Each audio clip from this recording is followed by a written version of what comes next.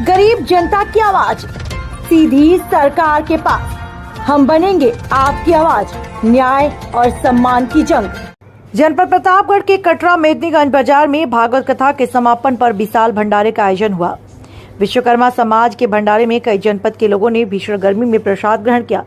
कार्यक्रम में मुख्य अतिथि डॉक्टर शशिकांत विश्वकर्मा, विशिष्ट अतिथि नमाम गंगे संयोजक भाजपा विश्वकर्मा समाज के प्रेरणास्रोत डॉक्टर महेंद्र विश्वकर्मा लखनऊ रहे।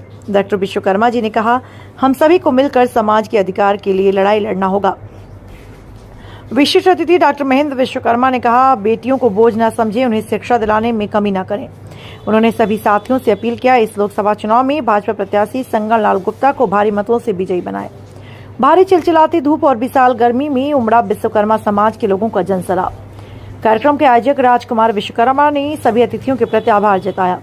कार्यक्रम में भगवती प्रसाद शर्मा, अध्यक्ष विश्वकर्मा समिति मुंबई, डॉक्टर शशिकांत शर्मा, रायबरेली शेष नारायण शर्मा आदि लोग मौजूद रहे। आज एक मौका है जहां हम सब लोगों को इकट्ठा होने का एक समय मिला है। आपको मैं अपने बारे में थोड़ा सा परिचय देना चाहती हूँ। मेरा नाम रुक्मणी विश्वकर्मा है। मैं रानीगंज पूरे गोलिया में अपना एक स्कूल का संचालन करती हूँ। मैं एक शिक्षिका हूँ और मैं समझती हूँ, अभी बात हो ही रही थी कि बदलाव शिक्षा से ही होता है। क्योंकि मैं एक शिक्षिका हूँ, इस नाते से मैं थोड़ा सा अपनी बात रखूंगी और यहाँ अपील करती हूँ सभी अपने भाइयों से कि वो कृपया बैठें और बहनों की भी बात ध्यान से सुना जाए, क्योंकि हम भी 50% इस देश में अपना योगदान देते हैं। हमारी भी अपनी भागीदारी है, लेकिन बड़ा अफसोस हो रहा है मुझे मंच पर आकर कि यहाँ हमारे भाइयों की संख्या तो दिख रही है, लेकिन हमारी बहनें नदारत हैं। सभी पुरुषों से मैं अपील करूंगी कि अपनी पत्नियों को भी अपने साथ रखिए, क्योंकि आपकी वो धर्म पत्नी है, अर्धांगिनी है, आपके जीवन की भागीदारी है। इसलिए हमारे समाज में भी उनकी भागीदारी होनी चाहिए। बात हो या कोई प्रोग्राम हो, हर प्रोग्राम में हर जगह महिलाओं को भी मंच मिलना चाहिए और अपने विचार रखने का भी उनको मौका मिलना चाहिए। मैं ऐसा चाहती हूँ। अभी मेरे सामने कुछ बहनें बैठी हुई हैं, मुझे बड़ी खुशी हो रही है कि हमारी बहनें कम से कम आगे बढ़कर आई हैं। मैं बहुत आभार व्यक्त करती हूँ, हमारी बहनों का अभिवादन करती हूँ। यहाँ मंच के सामने मेरे ससुर जी बैठे हुए हैं, श्री जयराम विश्वकर्मा जी। मैं उनके आशीर्वाद से यहाँ पे मंच पे खड़ी हूँ। धन्यवाद कह रही हूँ आप लोगों का। मैं आपसे कुछ कहना चाहती हूँ। अभी सामाजिक बात हो रही थी, समाज के प्रति सिर्फ जिम्मेदारी पुरुषों की नहीं, हम महिलाओं की भी है।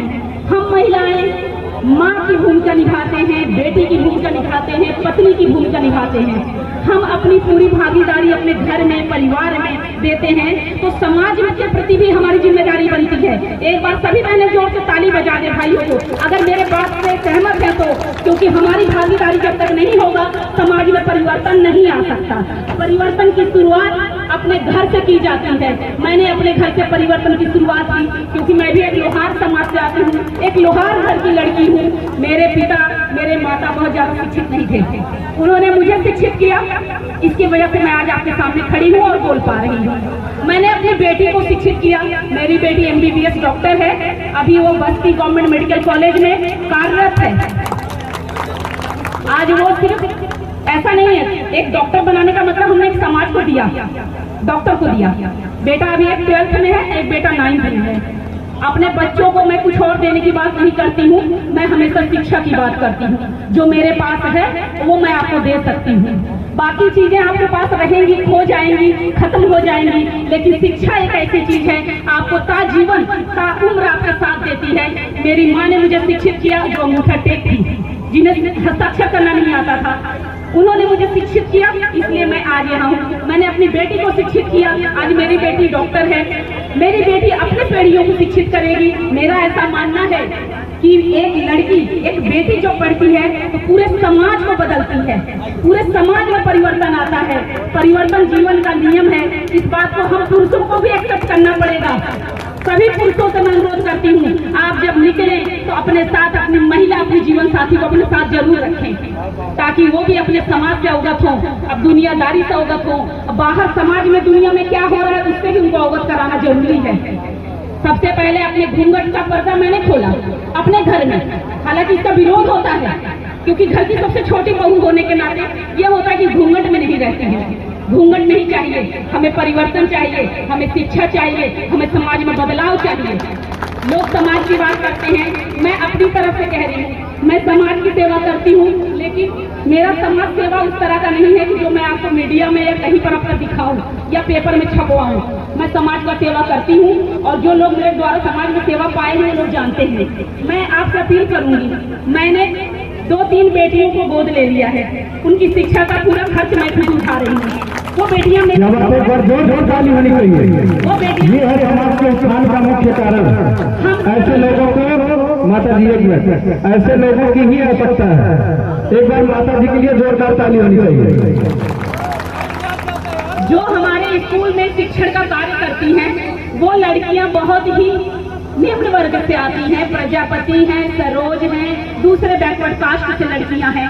उन लड़कियों को उनके पेरेंट्स ने हाथ ऊपर कर दिया, हमारे बस का है नहीं मैडम जी, हमारे पास पैसा है नहीं, हम खर्चा उठा नहीं सकते, हम पढ़ा नहीं सकते। मैंने कहा इन बेटियों को आप मुझे दे दीजिए, मैं इन बेटियों को पढ़ाऊंगी, इन बेटियों को मैं शिक्षित करूंगी।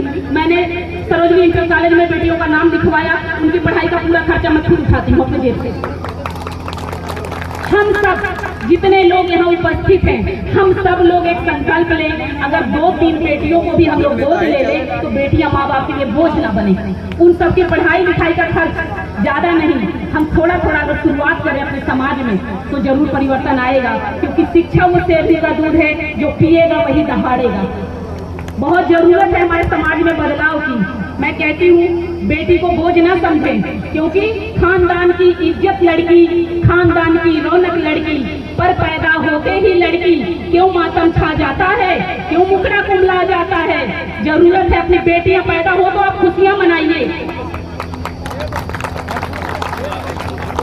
क्योंकि ये मत समझिए वो बेटी के रूप में पैदा हुई है, आपके खानदान का नाम रोशन करती है। मेरी बेटी की वजह से मेरी पहचान होती है।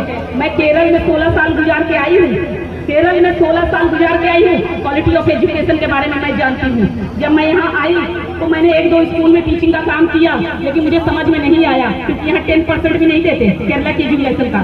लेकिन आज मैं अपने स्कूल के माध्यम से मैं अपने स्कूल को चला रही हूँ और क्वालिटी ऑफ एजुकेशन जिसको कहते हैं वो मैं देने का प्रयास कर रही हूँ। अभी हमारे बीच में और भी सब लोग लाइन में हैं अपनी अपनी बात रखने के लिए। मैं इसी संकल्प के साथ इस मंच को छोड़ रही हूँ कि हम सब लोग एक बार ये संकल्प ले लें कि अपनी बेटियों को, अपनी बहनों को, अपनी माताओं को घूंघट से, घर से बाहर निकलने का मौका देंगे। आज संकल्प लेकर जाइए सभी भाई और बहन, क्योंकि यहाँ महिलाओं की संख्या नहीं दिख रही है। इस बात का मुझे बड़ा अफसोस हो रहा है। थैंक यू सो मच, आपने मुझे मौका दिया। Thanks lot. बहुत बहुत धन्यवाद। क्योंकि हम लोग राजनीतिक आदमी हैं, हम लोग बोला करते हैं, गैर समाज में बोलते हैं, अपने समाज में क्या बोलेंगे। लेकिन मैं आज सबको एक संदेश दे करके जाऊंगा। इसी में जो हमारे पांडाल में बैठे हुए जितने मेरे नौजवान साथी हैं, इसी में से 2 युवराज निकाल करके उसको नेता बना दीजिए।